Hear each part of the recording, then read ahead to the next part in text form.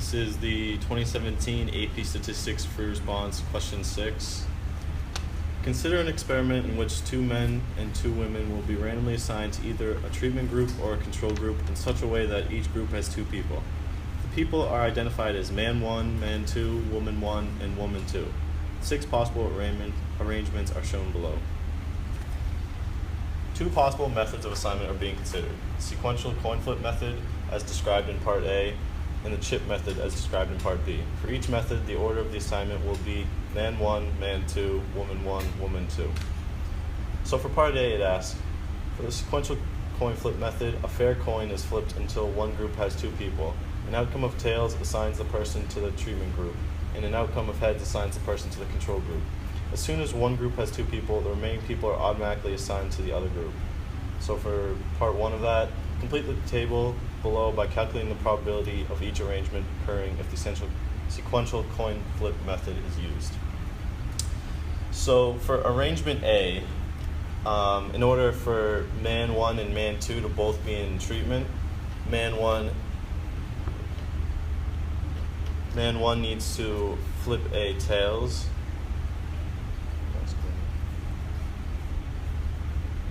And then man 2 also has to flip a tails.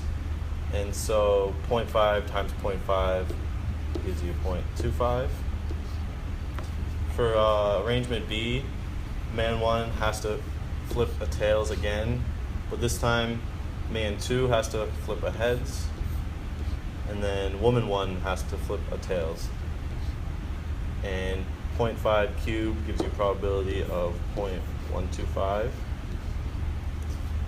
For arrangement C, man 1 has to flip tails, man 2 has to flip a heads, and then woman 1 also has to flip a heads.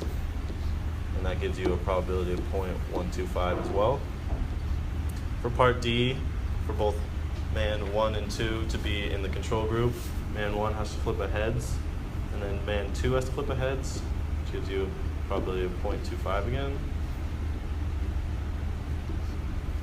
And then arrangement E, man 1 has to flip a heads, man 2 has to flip a tails, and then woman 1 has to flip a heads, which gives you a probability of 0.125. And then finally, for arrangement F, man 1 has to get a heads, man 2 has to get a tails, and then woman 1 has to get a tails, and that also gives you a probability of 0.125. So for Part 2, all they want to know is for the sequential coin flip method, what is the probability that man 1 and man 2 are assigned to the same group? So all you're going to do is add the probabilities from arrangement A and arrangement D, because that's when they're in the same group. So you get 0.25 plus 0.25 equals 0.5.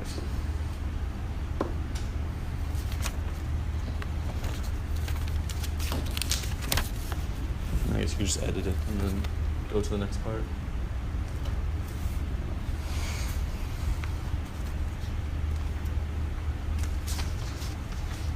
All right.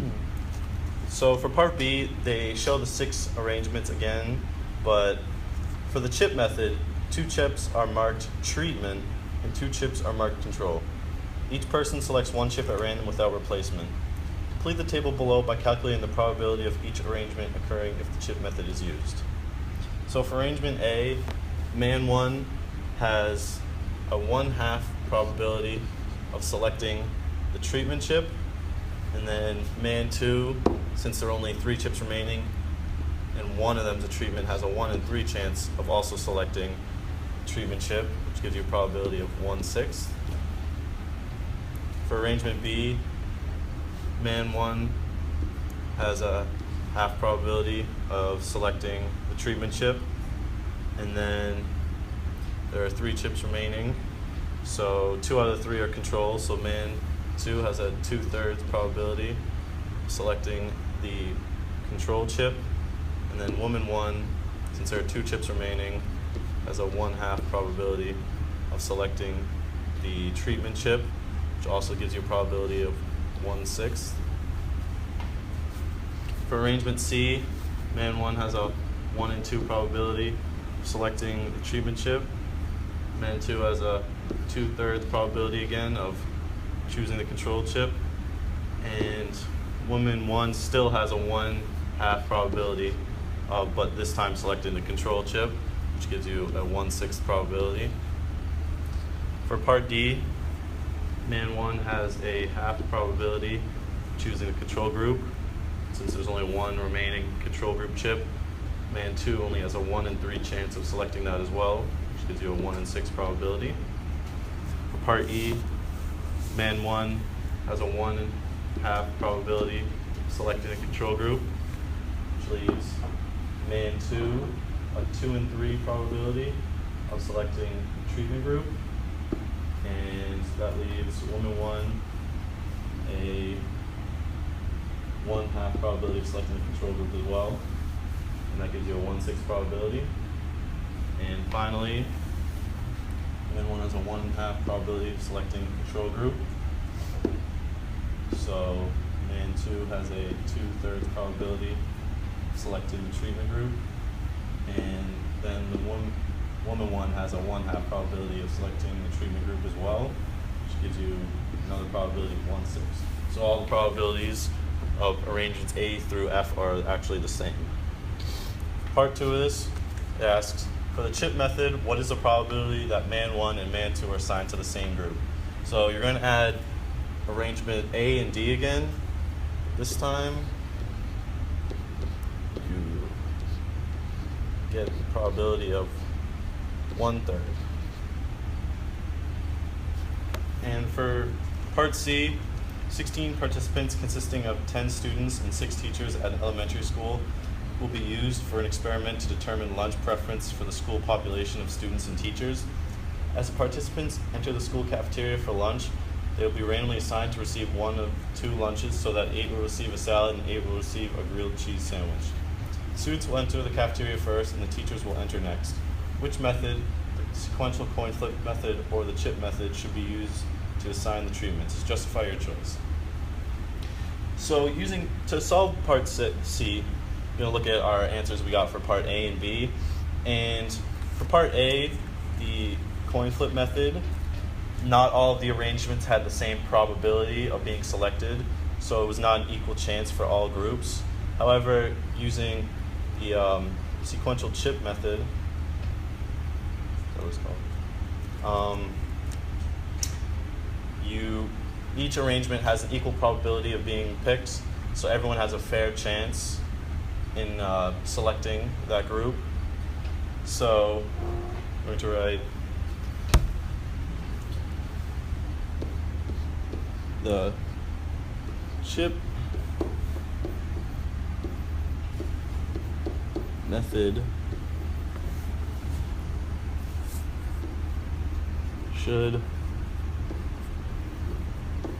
be used to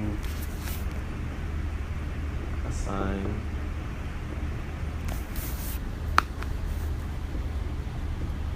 treatments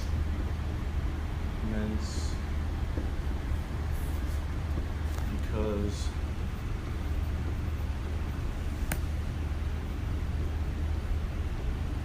each possible outcome has an equal chance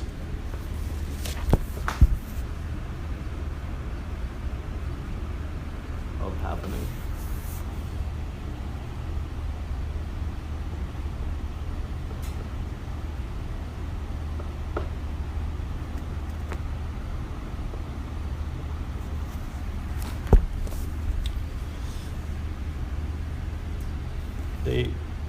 You can use using the answers from part A and B, it is clear that the coin flip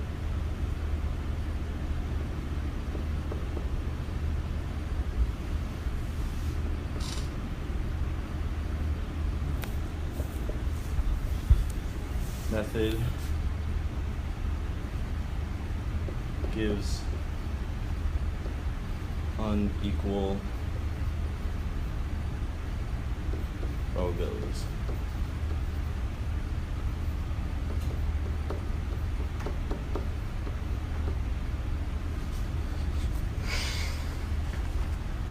This is an alternative method to Part C on number 6 of the 2017 free response. Which method, the sequential coin flip method or the chip method, should be used to assign the treatments? Well, there's no experiment if the teachers don't get 2 treatments. So our objective is to minimize the probability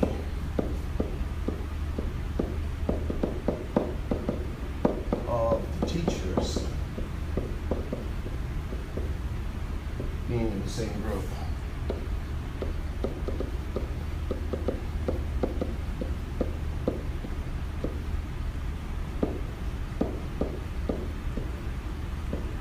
Okay, with the coin flip method, we call this probability flip.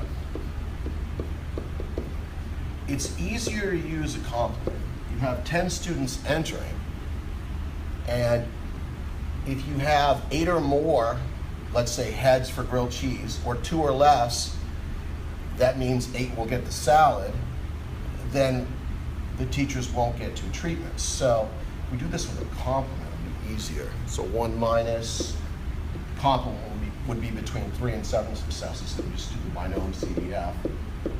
Binomial CDF, we'll do 10, 5, 7. Now, if you have a TI Inspire, you can do this all at once, and you have to do the complement, but not everyone has one of those. Binomial CDF. The other one is 10, 5, 2.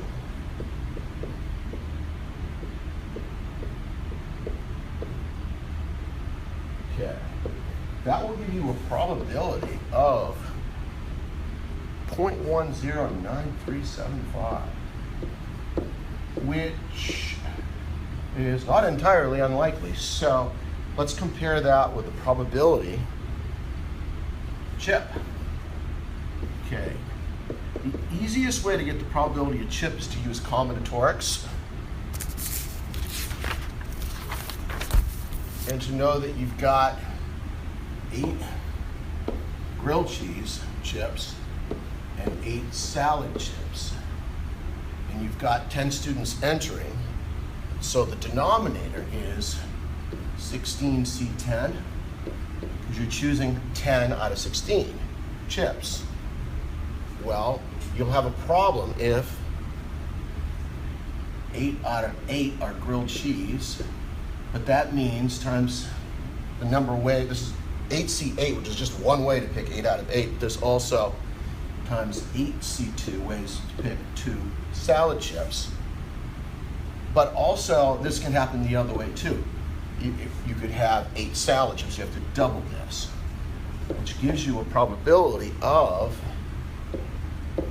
007, significantly lower. So it's pretty much a slam dunk. Choose the chip method.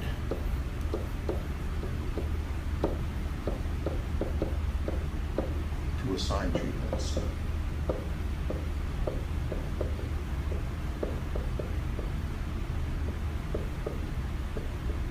Neither method can guarantee, but the chip method comes pretty close.